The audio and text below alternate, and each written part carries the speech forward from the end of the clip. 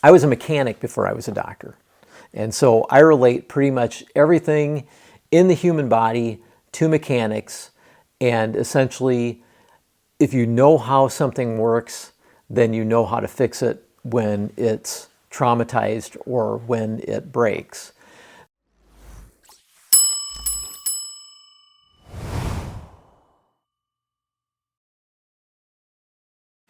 Hey everybody, it's Doc. Welcome to the channel. So today we are not going to talk about cars, we're not going to be riding dirt bikes, and we are not going to be traveling to distant and exotic lands. What we are going to talk about is a chronic, painful foot condition called plantar fasciitis. And this is a relatively common condition which can be very mild in nature or it can be very severe in nature and pretty much every gray zone in between. And this is something that I have had issues with for the past 6 months, and I thought that I would share my journey with you on the things that I did to get myself back on my feet and getting better. I'm not 100% cured, but I'm getting there. And also there were a fair amount of products that I ended up purchasing off of Amazon. We'll talk about the things that are worth purchasing, the things that I didn't think were of any value, and basically what I recommend and what I don't recommend. So stick with me, we'll get right to it. So the first thing you're probably wondering is, why are you in a storage room, Doc? And what I'll do is I'll turn my camera around and I'll show you my little exercise studio that I have here. I'll give you a quick tour here of my facilities, and yes, it is in a storeroom in the basement, and I like it down here because it's cool and it's quiet and I spend a fair amount of time. These are all the things that an old guy needs to basically rehab himself from the activities of daily living. So I've got some light weights down here, the little step. I've got a pull-up bar with a lot of resistance bands and some straps for stretching. Down here we have the reclined bicycle. Over here we have an elliptical. We have a rowing machine, a treadmill, and probably one of the most neglected pieces of equipment but most used is the yoga mat, as well as the yoga ball. I was a mechanic before I was a doctor. And so I relate pretty much everything in the human body to mechanics. And essentially, if you know how something works, then you know how to fix it when it's traumatized or when it breaks. So we're going to bring down the camera to visualize my foot here. And the plantar fascia is basically a thin, fibrous tissue that extends from this part of the heel all the way forward, almost like a web of fingers up to the base of the toes, particularly the big toe. And what happens is it's not real flexible, and it becomes less flexible as we get older. And what happens is when you bend your big toe or you push off with your big toe, the plantar fascia tightens up. It rearranges some of these bones slightly to get the foot ready for whatever action you're going to do. So it is a item in your foot or a component of your foot that serves a very important purpose. And the classic symptom of plantar fasciitis is when people get out of bed in the morning, they have a pain right in their heel or somewhere right in their midfoot. And it's often described as a stone bruise. And if you've ever stepped on a piece of gravel with your bare feet, you know exactly what I'm talking about. And this pain can be mild, it can be excruciating, and anywhere in between. So every case varies, and every case pretty much needs to get treated about the same, to be honest. There's a couple of reasons that we see plantar fasciitis in certain people, and the reason for that is primarily two big reasons. The first is age, and the reason that older people get it is because you tend to lose mass and basically cushioning tissue all over your body, particularly in your feet. And so you're more likely to injure that area, and it's more likely that it's going to be painful because there's nothing padding around it, or there's less padding around it. The other thing we see is essentially overuse. And the classic symptom here would be for runners who just run and run and they injure that in their foot. But you also have to remember that overuse can be related to too much weight. And so basically, big people who put too much weight on their feet can get plantar fasciitis as well. There's a myriad of other reasons, but those are primarily the two main ones that is my understanding. And then you compound that with basically that the foot is poorly vascularized because it's a long ways from your heart. And also, this is the kind of tissue that when it gets damaged is slow to heal because it is not well vascularized as well.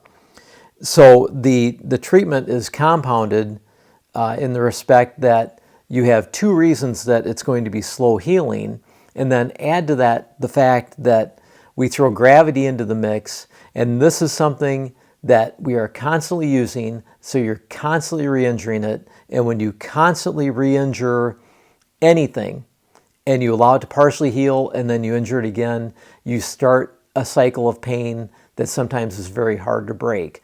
So that is one thing you want to avoid. When you talk to your doctor, you should heed his advice, even though it's going to be difficult to follow sometimes. The thing that is probably most difficult for most athletes is when their doctor tells them the first part of the treatment plan, which is essentially, if that's hurting you, then you need to stop doing it. And I don't really consider myself an athlete. I consider myself an older person who does athletic activities primarily for maintenance, not because I'm an athlete. And one of the things I was doing was I was walking a lot. I was walking 3 to 5 miles a day, and all of a sudden I was told, don't do that for 3 weeks to a month. So I needed to find some way to have a low impact sort of exercise and basically not lose what I'd gained over exercising all my life. And so the Schwinn Recumbent Bike was a pretty important addition to our exercise room. We bought it specifically because of both my plantar fasciitis, and my wife also had the condition as well. And quite honestly, it's become kind of a favorite piece of equipment in the house now, because you can exercise and you can do a lot of other stuff. You can watch TV, you can read, you can basically multitask, which is big in our household. So the Schwinn bike is about $600 on Amazon. It had over 10,000 positive reviews, and it comes with multiple modes that are pre-programmed, so I can ride up and down hills, I can do variable levels of exercise, and generally each session lasts about 30 minutes. I do it in my stocking feet because I like to be able to see that maybe I'm articulating my feet, getting a little bit of stretch here and there, and I think that's good. Of course, also it's good for the knees, good for the hips. The seat adjusts up and down, so it's probably on the lower end of recumbent bikes, but for $600, well worth it. I highly recommend it. The Elliptical is also a piece of Schwinn equipment, and it was purchased off of Amazon with, I think it had 6,000 positive reviews. It was about $1,100, and to be honest, this was purchased long before I had any issues with plantar fasciitis. It's been a good piece of equipment. Now, there is some weight bearing to this, but it's not bad. So as your condition progresses, this is something that you could step up to, and it could be kind of an intermediary before you go back to the exercise that got you into trouble in the first place. But overall, I would highly recommend this as well, particularly whether you have plantar fasciitis or not. It's just a good piece of equipment. The next thing your doctor is going to talk to you about is primarily your footwear and support for your foot. And the first thing they'll probably recommend will be some orthotics. Now, they may be prescription orthotics. These are the orthotics that our podiatrist recommended for us. And essentially, this is Power Step. These are available on Amazon. I will put links for all the Amazon products in the description. Just as a note, we are Amazon affiliates, so if you click on that link, It helps support the channel, it doesn't cost you a thing, and it helps us continue to do the videos like we're doing. The orthotics serve pretty much two purposes. One, they apply some pressure to your plantar fascia to kind of hold it in a position where it can heal. And then also there is special padding for your heel to protect it when you're walking in the shoes. And the general recommendation is that when you put on your orthotics, throughout the day, wear your shoes all day long. Until you get into bed, you're wearing your shoes. That is the rule, and it helps quite a bit. If there were only two things that I could buy to help me with my plantar fasciitis, it would be the orthotics, and then I was pretty skeptical about the compression socks. These are Koprez, and essentially, if you even mention plantar fasciitis around your phone, you will probably be inundated with Koprez advertisements as far as how well they work. And I'm pleased to say I was very skeptical when I bought them because they weren't cheap. I think, the orthotics, I should mention, were about $75 to $80. And the Koprez, I think I found on Amazon for $70 for two pair. And it took them quite a while to come, so plan ahead for that. But I'll show you how they go on. And this goes for pretty much any compression socks. Basically, the compression helps you with the pain. It helps with the healing. And the way the Koprez works, and you essentially want to put your foot into a 90-degree angle, and then you're going to bring the first strap around and tighten it up, which provides pressure under there, which again helps put that plantar fascia in a good position for healing. And then this strap goes around here. So you have compression, you have ankle support, and you have pressure going up onto the midsole of your foot, which essentially helps relieve pain because you're supporting the plantar fascia at that point. Again, I was very skeptical about this. I'm glad that I bought two pairs because I wore them pretty much constantly. They are a really, really good product. And it's one of those things where, again, by the loads of advertisements that you get, you think that it's just going to be garbage. But the reality is, I highly recommend this, and I highly recommend the Power Step insoles because they both work really well, and they work well in conjunction with each other. Now, the one thing said, I thought these would be beneficial to wear at night, and as a night splint, which we'll talk about in just a minute here. These did not work well for me, primarily because my foot started to fall asleep when I wasn't moving on it. So this was not a great tool for nighttime issues. And like I said, that's our next step. But both are highly recommended. I'll put the link in the description. The next important part of your treatment plan, and you probably won't hear this from doctors, but if you talk to runners who've experienced plantar fasciitis or you've talked to physical therapists, they will talk about the importance of a night splint. And essentially, from what I can tell, the theory with the night splint is, and I'll bring my foot up here, is that we all plantar flex when we sleep. And as opposed to dorsiflexing, which is what we should be doing when we're treating our plantar fasciitis. So what a night splint does is basically it holds your foot into dorsiflexion. And the reason that this is important is because the healing process starts while you're sleeping. And you can imagine that when you're plantar flexed, everything is loose and all the tension is off of your plantar fascia. And so that healing occurs, but then when you step on it and you go back to dorsiflexion, all of that healing is just ripped apart. And you think of like glue dried on a rubber band and how it stretches out and it just pulls off. That's kind of the same thing if you want to visualize that. So what we're doing is every time we get up in the morning, we're restarting a cycle of injury. So healing, re-injury, re-traumatizing that fascia, and that will load up to getting back to a cycle of pain that you can't correct. So the night splint, what that does is basically keeps you in dorsiflexion, allows the healing to slowly occur, but you're not traumatizing it in the morning when you get up. Now, the problem that I found with night splints is, and I've got two of them, is essentially, so here's one, and I'll put it on. I'll move this camera down a little bit. So I'll put this on, and you can see what the problem is. So it's got a strap that pulls your foot back into dorsiflexion, okay?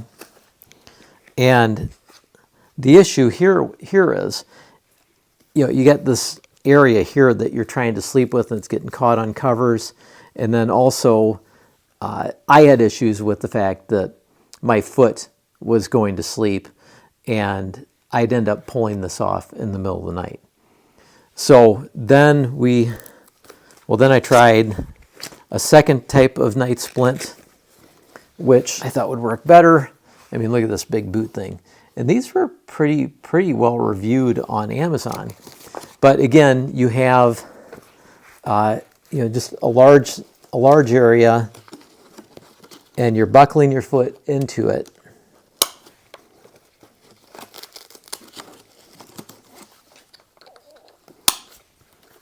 And clamping it in there, and then tightening it up. And then you've got these side straps that you can pull your feet or your foot into dorsiflexion.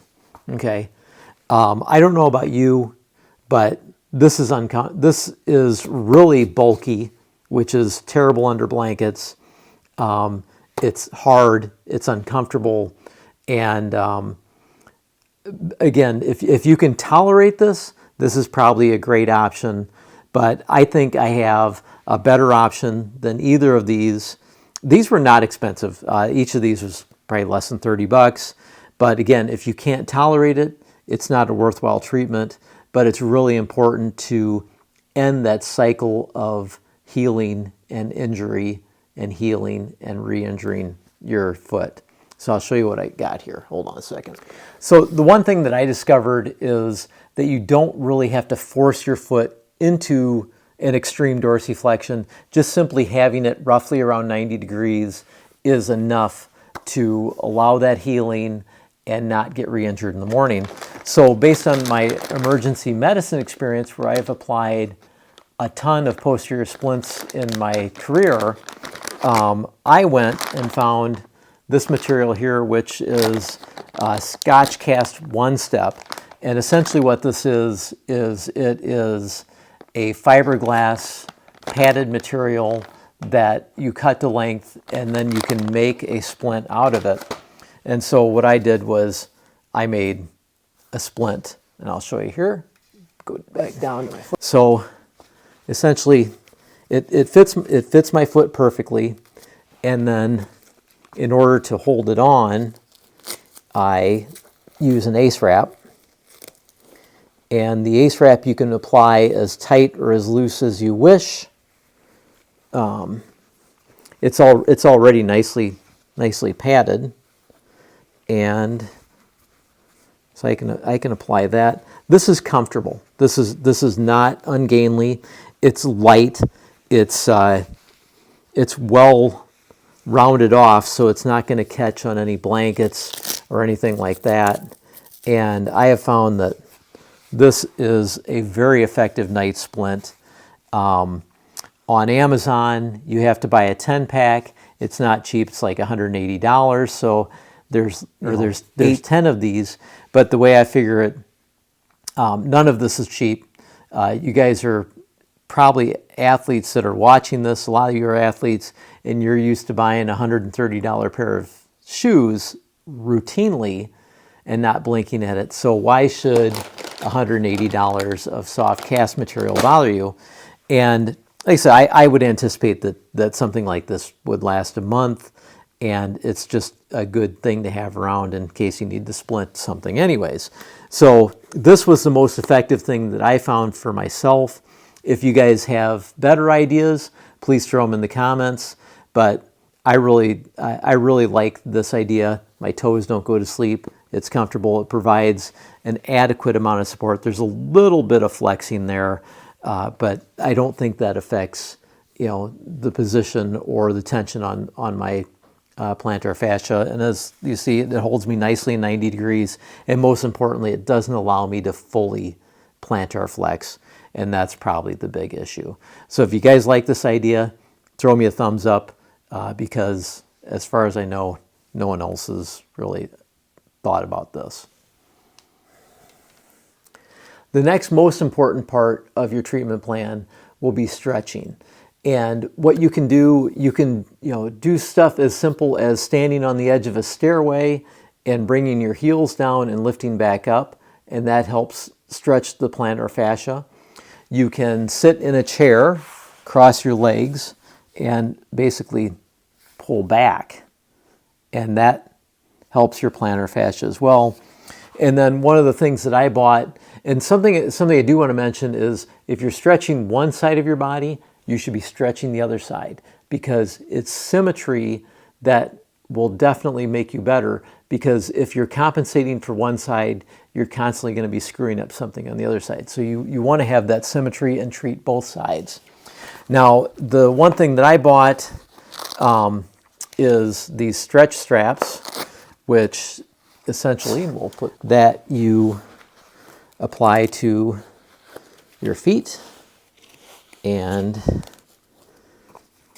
like that. And I've got one for both sides here. And essentially, I'll show you from the side here. You've got these long straps. Get adjusted here. And you can have a good pull. And that stretches out both your calf muscles, which are important, and then also your plantar fascia. And in general, it also feels good. And this is something, again, if you mention plantar fasciitis on your phone, you will sooner or later see an ad for these. I would say, let's say, the camera back up. I would say from my experience, I don't think these do any harm. I don't know if I've seen a lot of improvement using them, but I did use it pretty routinely. Maybe it helped, maybe it didn't. I'm going to give that a sure, try it if you want. They're not real expensive. I think they're like 15 to 20 bucks a piece. And the one benefit that I saw was they're super helpful for stretching other things. So I was able to stretch my hips, stretch my quads, and my hamstrings with these. So they're beneficial. Well, I don't know if they're beneficial in plantar fasciitis. They're great for stretching everything else, so they're worth it in that respect.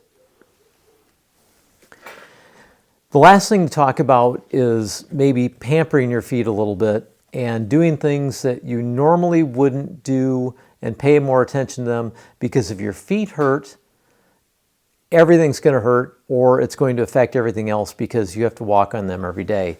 And one of the things that I started doing is there is a group of guys at the mall up at Jordan Creek in Des Moines that they do Chinese massage, and one of the options is to have them do your feet. It's not aggressive, it's not a deep tissue thing, but it feels really good. So I would highly recommend that.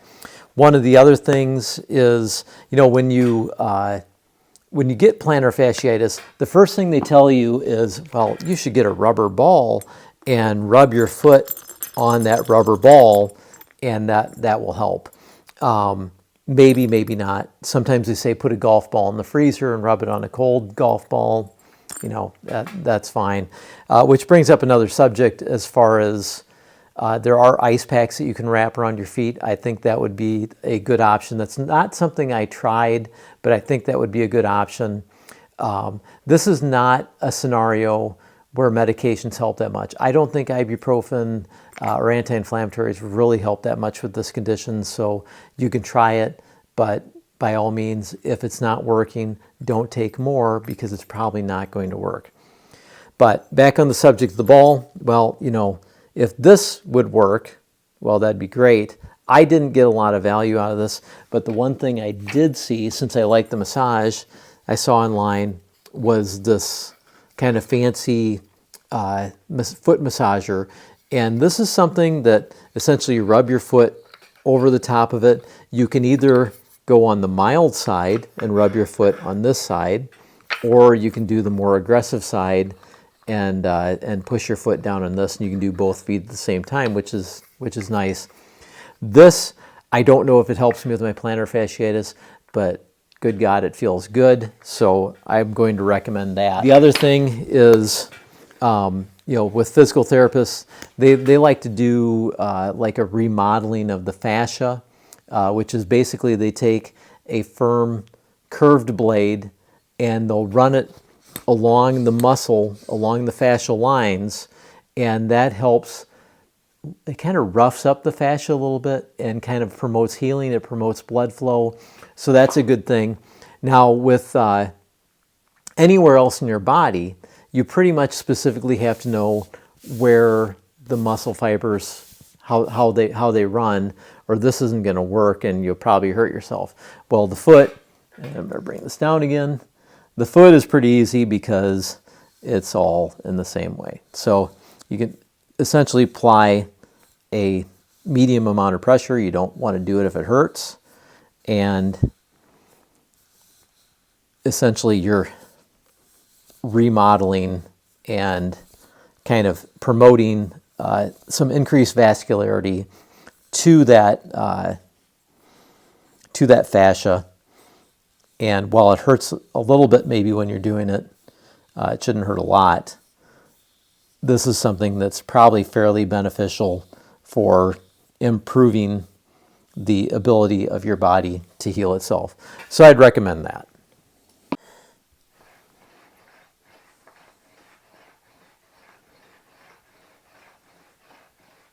That foot massager feels really good. And I don't know if it helps much with plantar fasciitis, but if it feels that good, I don't know how it could be bad. I appreciate you watching the video and paying attention to the advice that I've offered and the review of the products that I found on Amazon that I think help with plantar fasciitis. This certainly is not a replacement for consulting your own doctor and talking to him about your condition first before initiating a treatment plan. All of our bodies are different, our conditions are different, and you want to have that correct diagnosis and that correct plan before you do anything. Again, appreciate you watching. If you like these kind of videos, please comment, hit that like button, hit that subscribe button, and we'll see you out there. You guys have a great day.